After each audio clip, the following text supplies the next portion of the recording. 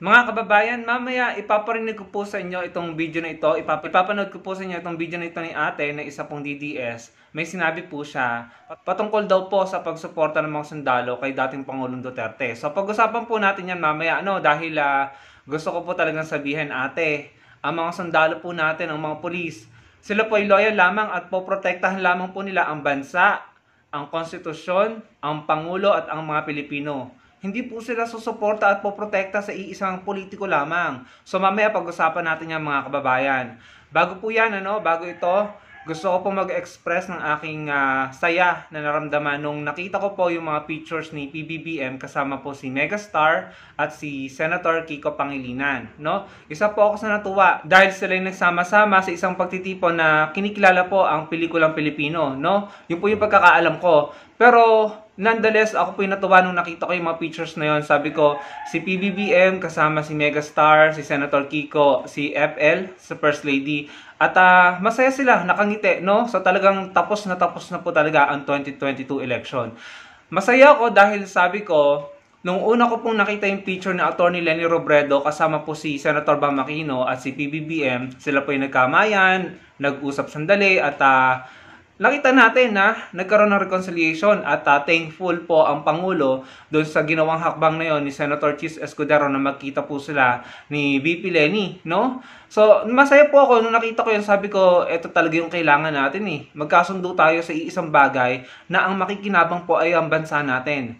Maaari pong ang ating mga sinuportahan ay may pagkakaiba pagdating po sa kanilang pananaw sa politika, pero yung mga bagay na hindi natin nakikita, sila po pala ay may pagkakasama-sama din at pagkakasundo, Nalaman ko nung ako'y medyo nag-research na si Ate Shawi, si Megastar po, ay matagal na palang kaibigan ng pamilya Marcos, Nung nakita ko nga po itong picture nila Atty. Leni, Senator Bam Aquino at ni PBBM, sabi ko sa sarili ko, kung maganda ito, may magandang mensaheng sinasabi ang picture na ito sa mga Pilipino. At sabi ko, sana balang araw magkita rin si PBBM at saka si Senator Kiko Pangilinan. At yun na nga po, nagkatotoo na nga po yung hiniling ko. Nagkita sila. Ako naman po, sabi ko nga sa inyo, pag sa eleksyon, pwede tayong iba-iba ng desisyon. Pero after and before election, dapat sama-sama po tayo para po sa bansa natin. At yun po yung nakikita ko sa administrasyon ni PBBM. Walang kulay para sa kanya. Yung mga rival niya, nag-uusap sila, nagbabatian, nagkikita, at sa katunayan, sinasabi nga ng mga DDS, akala ko ba galit ang mga dilawan sa mga Marcos?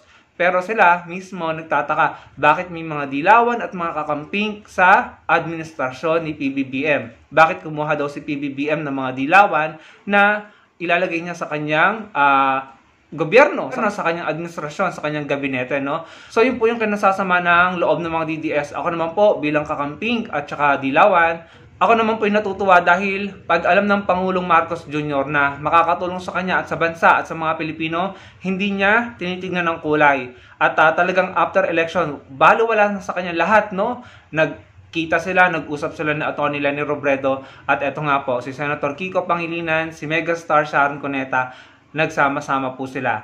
Ibabahagi ko lamang po sa inyo ang mga ilang bagay na na-research ko. Patungkol po dyan sa matagalang friendship ni PBBM at saka ng ating Megastar, Pamilyang Marcos at ng pamilya Cuneta. Sabi dito, Sharon, binalikan ang naging relasyon sa pamilya Marcos. Sabi dyan, si BBM, hindi ko siya iniwan. He was my friend. Election lang po talaga sila, medyo nagkahiwalay. After election, dapat sama-sama na po ulit, Nakakatuwa, ayan, mga pictures nilang dalawa. At saka ito po kasama si Senator Kiko Pangilinan. Kiko Pangilinan spotted with President Bongbong Marcos at Malacanang. Kasama po si First Lady. And dito po, ito sabi ni Megastar Sharon Cuneta, nung panahon po ito ng eleksyon, nung nag-speech po siya, ibahagi ko lamang po sa inyo, mga kababayan. Especially sa mga kababayan nating loyalists and pro-Marcos.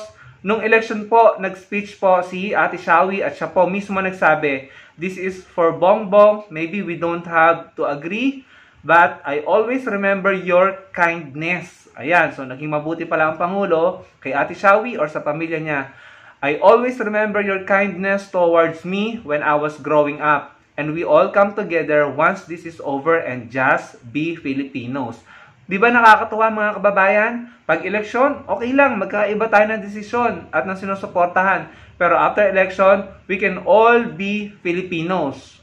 Sabi ni Ate Shawi, we can all be Filipinos after election. We can all be Filipinos, not pro-China. Hindi po ba mga kababayan? And doon ko natuklasan na may malalim po palang pagkakaibigan si Ate Shawi at si PBBM. So for sure, yung kanilang mga pamilya ay mga magkakaibigan. Ganon din po si FL, no? Si FL po pala, nung nakita natin yung picture ni Bimbi at saka po ni Josh at saka ni FL, meron palang relasyon, ano? Magkamag-anak pala, no? Sa politika lang talaga sila nagkakahiwalay, pero may malalim pala sila mga pinagsamahan na hindi natin alam. Ako nga po, ngayon ko lang natutuklasan eh. And sabi pa nga po dito sa Instagram post ni Ate Shawi, sabi niya dito, nothing but love and other friends, no? So yan mga kababayan, nakakatuwa na itong mga taong ito na hinahangaan natin, sinusuportahan natin, ay meron palang mas malalim na pagkakaibigan. Mabuting relasyon na kanilang pinangahawakan, kaya sila po yung nagkakasundo. Kaya after election, hindi na po sila nagbangayan. Kasi nga, election lang po sila magkakaiba. So ako po yung nagpapasalamat at masaya ako dahil nangyayari po ang mga bagay na nagbibigay ng magandang mensahe sa ating mga Pilipino na tayo ay kailangan talagang magsama-sama. Sama-sama at magtulungan bilang mga Pilipino para po sa ikauunlad ng bansa natin. Huwag po tayong makinig dun sa mga nanawagan na ihiwalay ang Mindanao, mag-rally, ganito ganyan, na nagdudulot ng pagkakawatak-watak sa ating bansa. Yan po ang gusto ng China.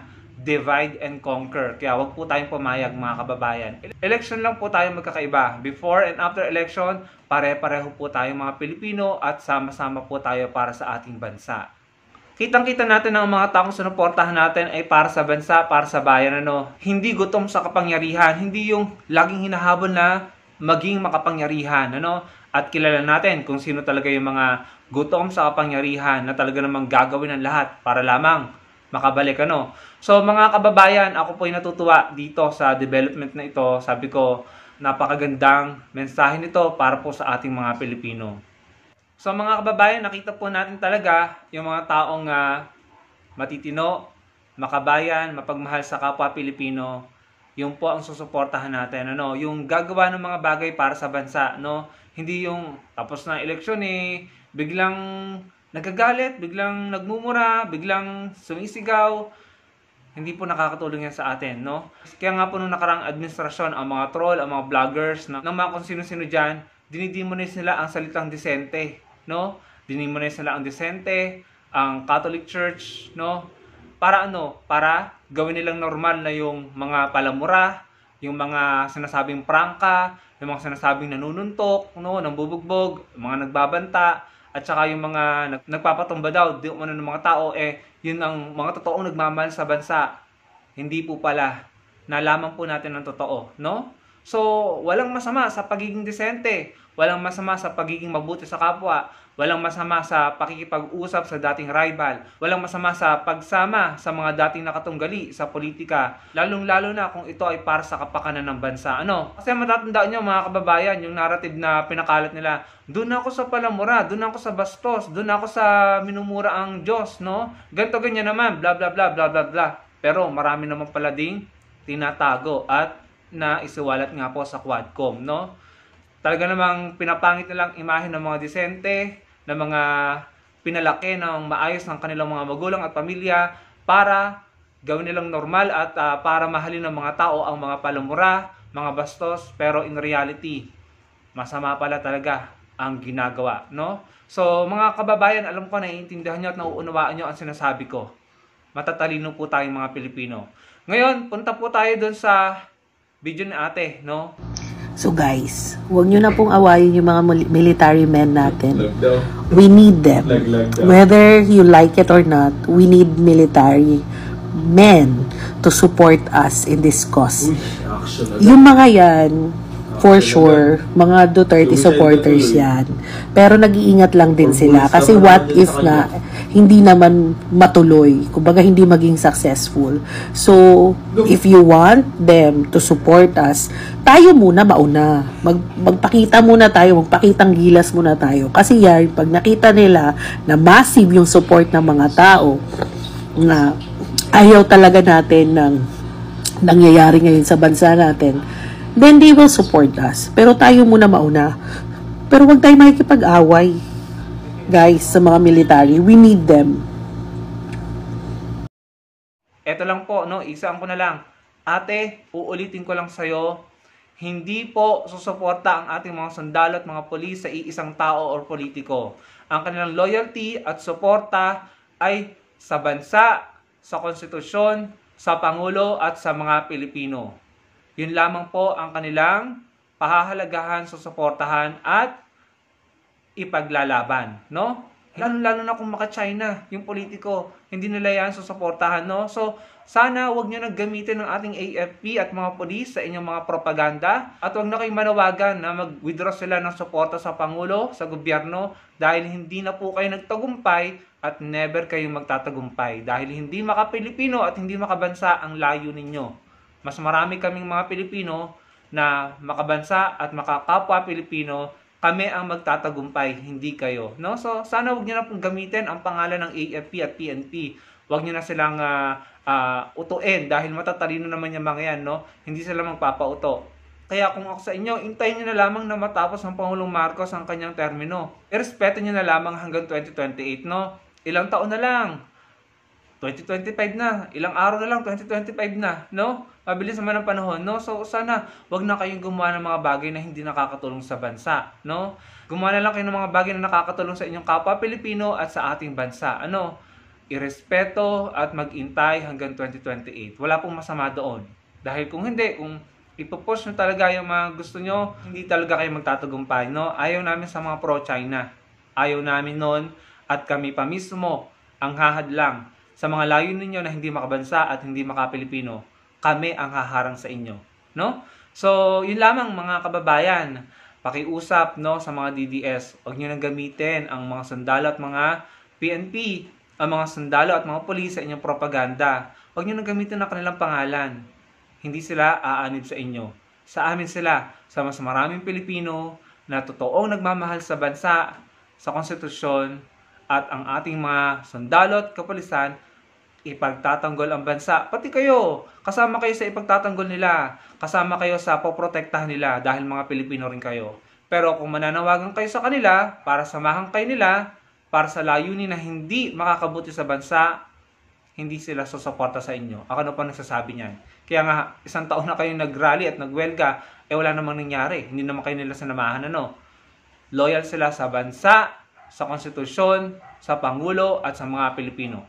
Maraming salamat sa panonood mga kababayan. Sana po i-like nyo ang ating video at makapag-komento kayo at sana magkita-kita po ulit tayo sa susunod kong video. Maraming pong salamat.